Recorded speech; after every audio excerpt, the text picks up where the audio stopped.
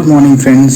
सुबह के 7:30 बज चुके हैं और आज हमारा प्लान है डाबरा खोल वाटरफॉल जो कि आठगढ़ में है। मेरा दोस्त प्रशांत आ रहा है। Let's see and enjoy.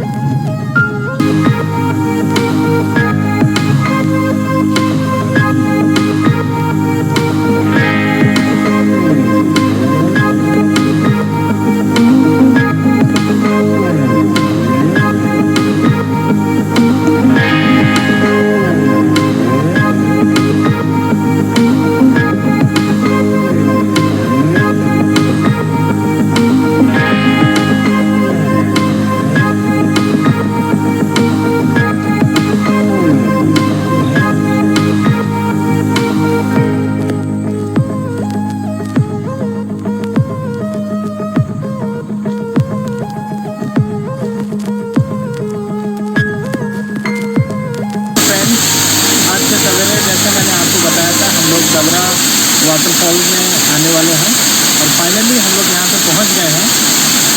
मत पूछिए, बहुत एडवेंचरस था। जैसे हम लोग यहाँ पे एंटर कर रहे थे वैसे ही नेचर की लैप में जैसे हम लोग समा रहे थे वैसे फीलिंग हो रहा था।